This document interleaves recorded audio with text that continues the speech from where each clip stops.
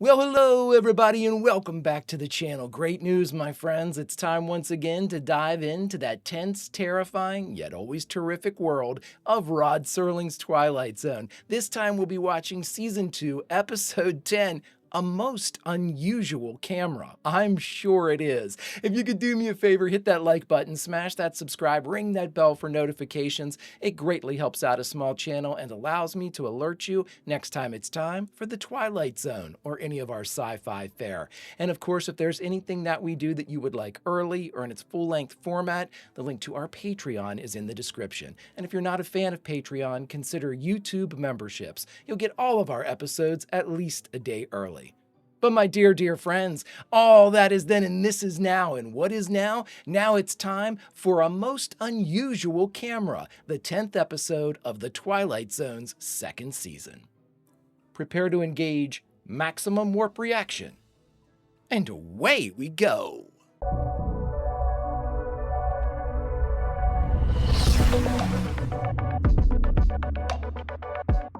Shop was jimmied open. The police surmised that the thief, obviously working with an accomplice, entered and began to remove items from the shelves. I'm guessing it's you two. 2 vases of the Ming Dynasty. Yeah. I don't know what dynasty they're from, but they ain't Mings. They're worth about half a shuck apiece. Chester. It's larceny. Plain no good larceny. He's just padding that list for his insurance. How do you like a crook like that? I don't know, bud. You stole them. A set of U.S. Navy surplus tableware. A chest worth maybe $3.50, tops. Well, then why did you take it? Hey, they forgot this. An antique camera, no less. Big deal. A hotel suite that in this instance serves as a den of crime. Den of crime. Love it. Small addenda to be added to the list of the loot. A camera. It's French. Cameras are cameras, some expensive, some purchasable at 5 and dime stores. But this camera, this one's unusual. Of course it is. It happens to be a fact that the pictures that it takes can 3 only people. be developed in the Twilight Zone. Oh, God, his narration absolutely can make a mediocre episode great and a great episode amazing. Always mediocre by Twilight Zone standards. No place to even open it. Some crazy foreign writing. This must be the clicker. If this guy knows so damn much, how does he not know that that's... I'm assuming that's French. It looks like French. Uh-huh. Say cheese. Cheese. Whole haul's worth maybe $5.80. A good fence will give us $1. You and your curio shops. My curio shop. My! Never mind hock shop, she says. Oh, let's get up in life, she says. Something terrible is going to happen to this guy. 2 weeks of planning, 1 whole night on the heist. And what do we got for it? 400 pounds of junk. 400 pounds? Well, how do I look? Well, isn't that nice and so clear, Chet? Can you imagine that? No flash bulbs or anything, and look how clear it is. Where'd the fur coat come from? Go on, go look at yourself in the mirror. Are you missing a couple of buttons? You go ahead and look. I think you both are. So there I am standing by the window wearing a fur coat. Chet, what am I doing wearing a fur coat? I wasn't wearing a fur coat when you took that picture. I don't even own a fur coat. Yep. Camera strictly for laughs. Strictly for laughs. It's a gag camera. What do you mean? I know everything, this guy says. The negatives have got pictures on them. All this does is take the faces. What? You know, like at a carnival. When you stand back at that crazy cardboard thing. You know, fat lady, guy driving a car, sailor. What? Key come with this? No, you'll have to open it in your own inimitable style. Anybody ever tell you got a nasty disposition? Right. What about you, bud? Hey. Oh! Well, what do you know? Does it tell the future? And don't start giving me any of that cheap pizzazz about taking this to any fence. This belongs to little old Paula. Chet and Paula. How do I Or look? Chester and Paula. The exact same picture. It's showing the future. This is going to be good.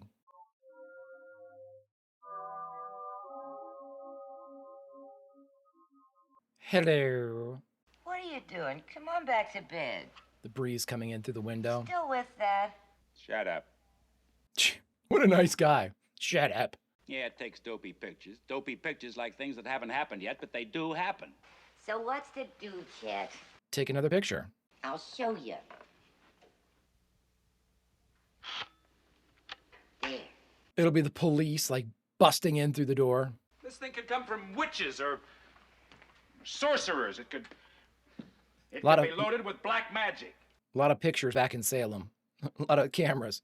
Do you see anything? Where's the man with the horns who comes in with a bargain for the soul? Oh, that's the other episode.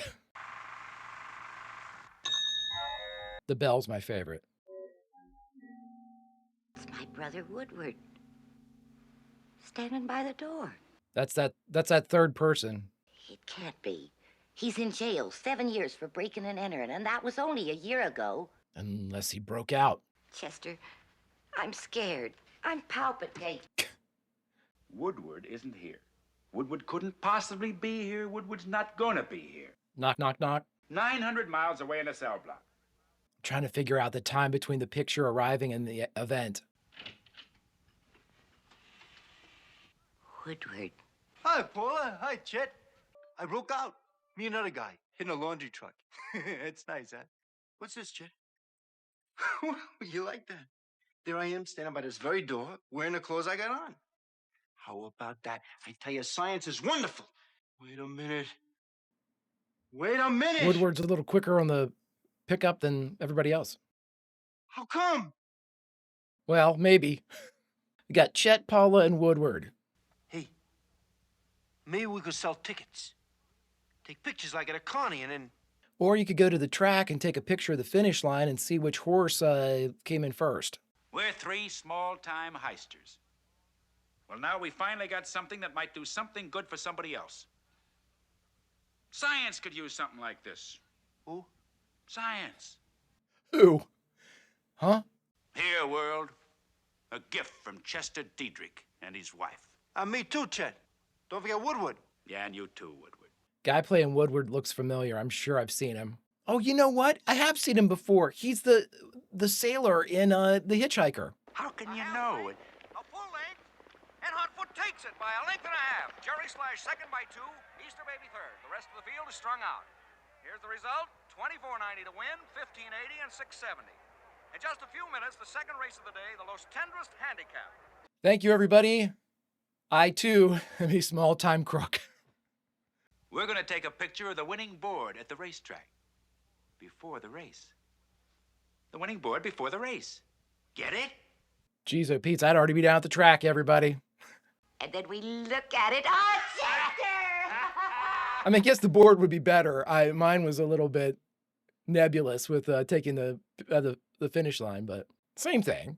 Gives us 220 bucks. Is that enough? Honey, we're bound to hit at least one long shot, maybe two. We'll parlay this into $1 million. We can't lose, Paula. We can't lose. Come on, let's go. Hey, wait a minute, Chet. Wait a minute. What about humanity? Humanity? What did humanity ever do for us? Come on. That sounds familiar. Shit, old boy, we got us an idea here. Old boy, Chester, old boy. Look, my ribs aren't hurting your elbow any, are they? Keep it quiet and let me get the shot.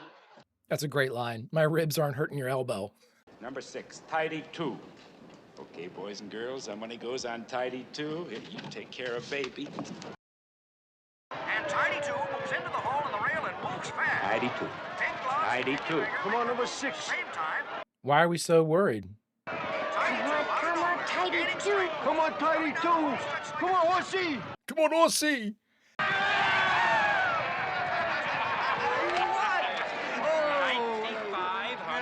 I take an immense bit of pride in that I came up with the same thing that Chet the 2-bit crook came up with. Thank you. Maybe go to a different track?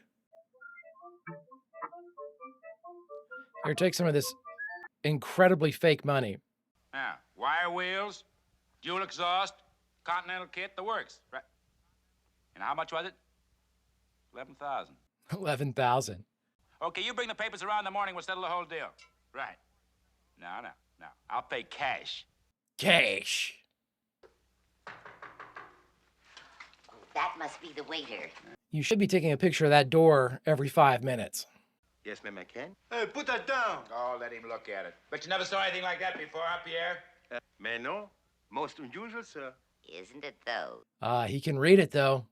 Yeah, but what do you do after your 10 pictures?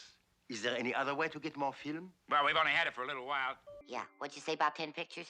Well, the inscription reads, 10 à la propriétaire. 10. Hey, bring that thing over here. Now, how many pictures did we take? There was one of you. Then one of Woodward. How many we take at the track? Six races. 8. We've taken 8 pictures. Chet, there's only 2 left. 10. How do we know that's what it means? Some smart aleck French waiter tells us it means 10, so we figure we've only got 2 pictures left. How does he know what it means? Because he speaks French? I'll tell you what we're gonna do. We're going out to the track tomorrow and bet 2 more races. Are you both crazy? What we gotta do is hang on to it, save it for a rainy day. Or we can break it. You made me waste a picture. Oh, palpitations.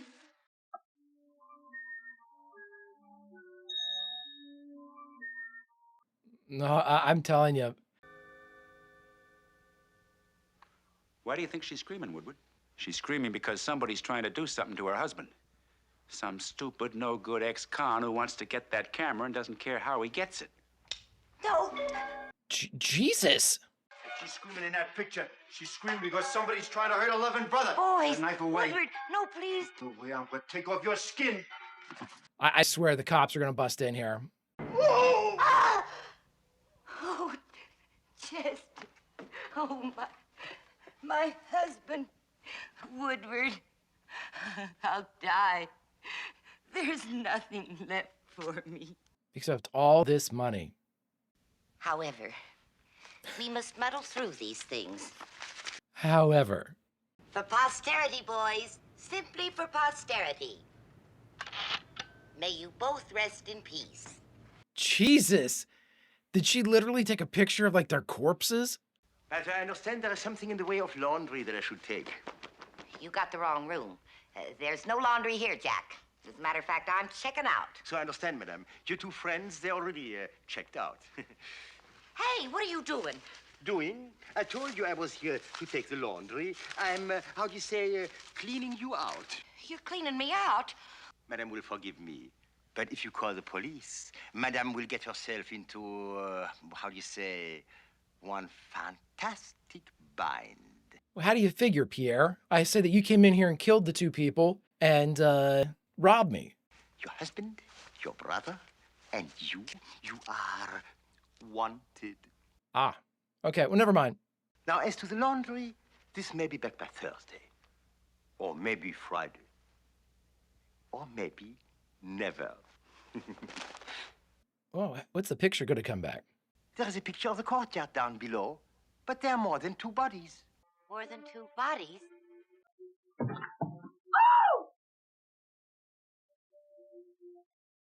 Jesus! Pierre, this looks very bad for you. Just like the picture shows. 1, 2, 3. 4.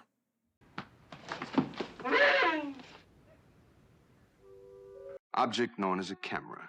Vintage uncertain, origin unknown. Oh my God. But for the greedy, the avaricious, the fleet of foot, who can run a 4-minute mile so long as they're chasing a fast buck. It makes believe that it's in a lie. But it isn't at all. It's a beckoning come-on for a quick walk around the block in the Twilight Zone. Oh, boy.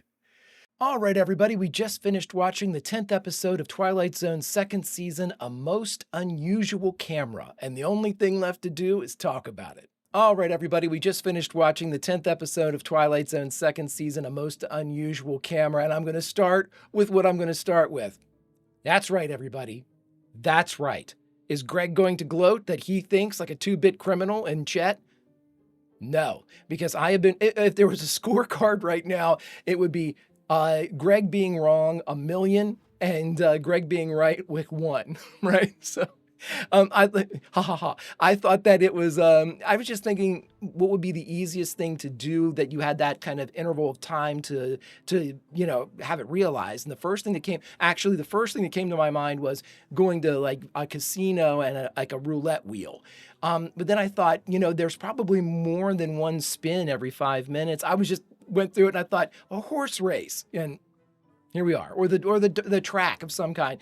Technically, to be fair, initially I thought of the dog track, but then, you know, I don't think they're in Florida or anywhere that has like a dog track. I'm not even sure how well the dogs ran back in the 1960s, but having a horse track, that seemed to just lend itself to the best way to put your crook senses to work.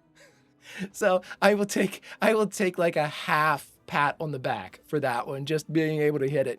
No, I joke, but this was another interesting episode. I knew that the French, I was pretty sure that that was 10. But the last one, propriétaire, I didn't realize that that meant like per owner, and I probably wouldn't be able to put it together. But my French, my high school French failed me, or let's be very honest, I'm pretty sure Greg failed it. I thought it was a really cool episode. It had a cool premise. Again, when we have completely unlikable characters, you know terrible shit's going to happen to them. I mean, we have episodes where we've got really sweet characters or kind characters or genuinely, normally, generally good characters. You know what I mean? I think of Roddy McDowell's our easiest one. Our protagonist from The Hitchhiker. People that don't really deserve to have what happens to them happen to them, but the Twilight Zone doesn't care. The Twilight Zone's, gonna hit you. But when you are a dickhead, you are dead. You are 1,000% dead. You have no chance of making it out. Well, or you're damned or cursed or something like that. Now, I think what the weakest part about all of this was the fact that there were 4 deaths by window, right? I mean, you can see that Chet and Woodward going out, sure, but then her going out and then Pierre going out. I mean, okay, it gets to a little bit unbelievable. I wish like the last picture had been like Woodward getting like arrested, or not Woodward, Pierre getting arrested or something like that. But it doesn't, I mean, it's an interesting premise that they took to its, they really, really did take to its fullest in this one. This is one of the ones where I normally say to myself, boy, I wish we had some more time because we could have learned a little bit more. This one told us everything we needed to know about the characters, about the twist in the camera, and about basically how this was all going to end up. We knew it wasn't going to work. We knew everybody was a jerk. We had an escaped convict who I'm pretty sure was our sailor from The Hitchhiker. But is it a fun like romp through the Twilight Zone? Always. It's always a fun time in the Twilight Zone because if anything, if you are a vengeful spirit and you like to see somebody, you see people that are harmful to society, even in the slightest bit of these people. By the way, my headcanon is that they robbed the people that had the 3 wishes from the genie. That's my headcanon. And those people got the money for the insurance. And I'm sticking to it. I don't care. I think that that's the repayment. They were able to get some of it back. But again, I love the idea that there's always a comeuppance for somebody that's truly not nice. And can we think of a time where we had a really ne'er-do-well type of protagonist, antagonist, whatever you want to call it, tagonist, make it out okay? I can't think of one. And normally our bad guy main characters die. Yeah, that's usually horrific. It's usually not great. You hit by a car or shot or something like that. I mean, they check out. There's a violent end to their life. And again, if you're a vengeful spirit type of thing, there's a solace in that, that the good guys don't always finish last when it comes in. The Twilight Zone flips all the rules on its head. And so the good guy might actually be able to do okay. You've got a better chance than the world will give you. The Twilight Zone is pretty brutal, though. But again, you've got a better chance than most inside the Twilight Zone.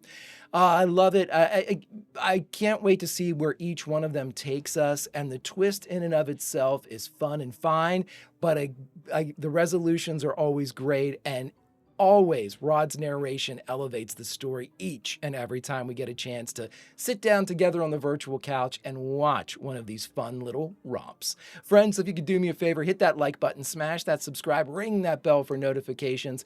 It greatly helps out a small channel and allows me to alert you next time it's time for the Twilight Zone or any of our sci-fi fare. And of course, if there's anything that we do that you would like early or in its full-length format, the link to our Patreon is in the description. And if you're not a fan of Patreon, consider YouTube memberships. You'll get all of our episodes at least a day early. But my dear friends, all that is then and this is now. And what is now? Now it's time to say goodbye from the Twilight Zone. And normally, with our other series that we watch, we, acting as the Greek chorus, we listen to the tale told by the storytellers of whatever we're watching, and then we expand their audience by telling other people, boy, oh boy, you really need to check out the Twilight Zone or any of our other shows. And thus, we help to expand the audience, making us a vitally important part of the continuing narrative. So normally, our reward is to jump back into the episode at a favored scene. But friends, when we watch The Twilight Zone, we don't say goodbye in a scene. We say goodbye as a result of the episode we just watched. So, great news, everyone. Well, not really great for the people that used to occupy this room, but what was it, a $28 a night suite?